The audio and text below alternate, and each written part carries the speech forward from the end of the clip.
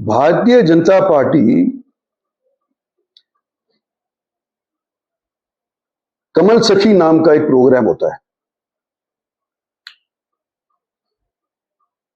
महिलाएं जिनके शादी हुई है उनकी घरवाली बुलाती है कि भाई हम भी आज तुम अपनी वाइफ भी आए और उनका आदमी भी आए, और ये बाकायदा मीटिंग होती है, खाने होते हैं, मंत्रियों के यहाँ पे होते हैं, मंत्रियों को बुलाते हैं, एमपीज को बुलाते हैं, वगैरह वगैरह सभी को बुला लेते हैं जो भारतीय जनता पार्टी के कुनबे के होते हैं, जिसको चाहते हैं सो बुला लेते हैं।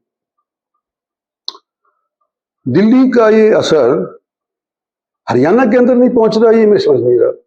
कोई बीजेपी वाले ने, किसी ने ये नहीं कहा कि क्यों किया है।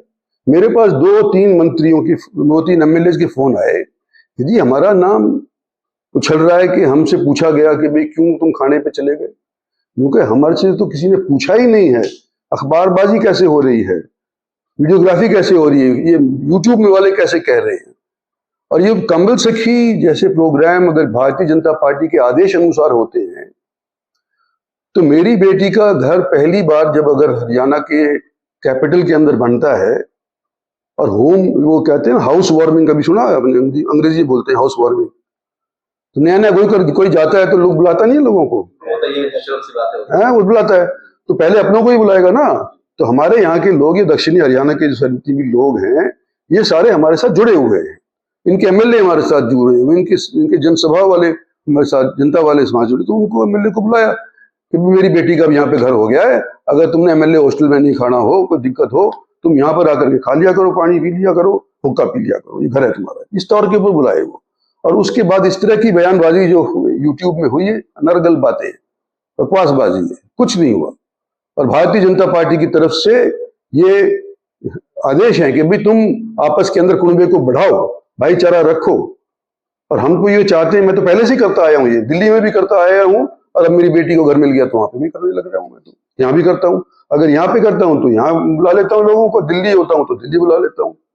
और मेरे मिलने का एक दिन फिक्स है। पिछले जब से मैं बना हूँ, 4 में बना था कांग्रेस की तरफ से, 4 से लेकर के आज तक सोमवार का दिन मेरा फिक्स्ड है।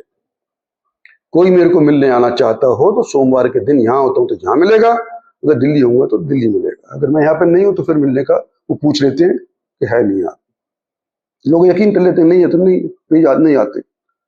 कोई और मंत्री, नेता, किसी भी पार्टी का, अपनी की छोड़ो, किसी भी पार्टी का कोई एक दिन देता हो हफ्ते के अंदर, तो उसको क्यों नहीं लिखते आप?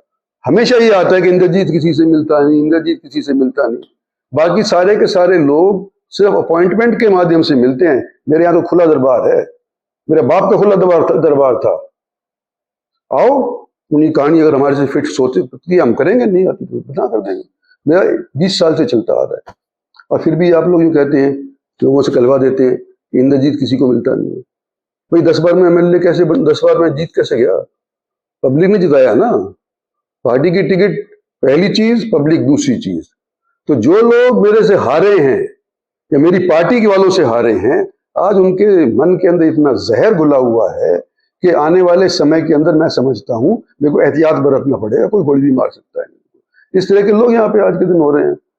तो ये मैं आपको मोटे मोटे तौरों पे कहना चाहता था कि आज के दिन अस्पताल अभी फैसला नहीं हुआ है। एम्स वालों ने हमारे साथ डुप्लीसिटी करी थी। आने वाले समय के अंदर जिस तरह से मैं चलता आया हूं उसी तौर पर चलता आऊंगा। और भारतीय जनता पार्टी की तरफ से किसी को बुला करके ये नहीं कहा गया कि क्यों गया तू डिनर डिप्लोमेसी के ऊपर। आगे भी लोग करेंगे। नए नए घर में अभी प्रवेश किए हैं, घर मिलते मिलते 3-3, 4-4 महीने लग गए, तो वो भी बारी बारी सब लोग करेंगे। तो मैं समझता हूं कि ये जो बातें हैं मैंने आप लोगों के लिए क्लियर कर दिया।